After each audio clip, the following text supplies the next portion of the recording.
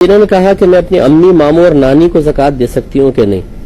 دیکھیں زکوٰۃ کے باب میں ایک اصول یاد رکھیے گا، جن کی آپ نسل سے ہیں ان کو نہیں دے سکتے. ماں باپ دادا دادی نانا نانی جو آپ کی نسل سے ہیں انہوں نہیں دے سکتے. بیٹا بیٹی پوتا پوتی نواسا نواسی. شوہر بیوی کو، بیوی شوہر کو نہیں دے سکتی. سید کو زکوٰۃ نہیں دے سکتے، اور مالک نصاب کو زکوٰۃ نہیں دے سکتے. جس کے بعد ضروریات زندگی سے زائد اتنا سامان ہو جس کی مالیت تقریباً 40-45 ہزار کی بن جائے، یا اتنا کیش ہو یا اتنا سونا چاندی ہو، اس کو زکوٰۃ نہیں دے سکتے. باقی سب کو دے سکتے ہیں. تو خلاصہ کلام ان کے سوال کے مطابق یہ ہے کہ ماموں کو دے سکتی ہیں اگر وہ مستحق ہے، نانی امی کو نہیں دے سکتی. اس کو بھی دے سکتے ہیں. دیکھیں پورا ایک جو صدقہ فطر ہے وہ کم از کم ایک کو دینا چاہیے.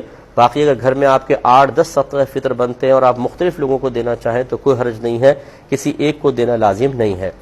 صدقہ فطر یا زکوٰۃ بھائی بہنوں کو بھی دے سکتے ہیں بشرطے کہ وہ مالک نصاب نہ ہو، یعنی ان کے پاس 7.5 تولہ سونا یا 52.5 تولہ چاندی یا اتنا کیش جس سے 52.5 تولہ چاندی خریدی جا سکتی ہو، یا اتنا مال تجارت کے جس کی مالیت 52.5 تولہ چاندی تک پہنچ جاتی ہو.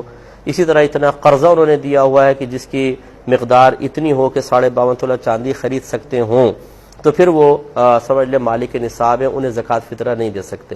یا یہ تمام چیزیں اس نصاب تک نہیں ہیں لیکن تھوڑی تھوڑی ہیں اور ان سب کو ملائیں تو کم از کم 52.5 تولہ چاندی کے برابر رقم بن جاتی ہے، تب بھی وہ مالک نصاب ہیں. اور اگر بالفرض یہ سب چیزیں ہیں لیکن انہوں نے کسی سے قرضہ لیا ہوا ہے اور قرضہ اتنا ہے کہ اگر ادا کر دیں تو یہ نصاب باقی نہیں رہے گا، تو پھر وہ شرعی فقیر ہے، یا یہ نصاب نہ ہو تو شرعی فقیر ہیں. اب بھائی بہنوں کو آپ دے سکتے ہیں.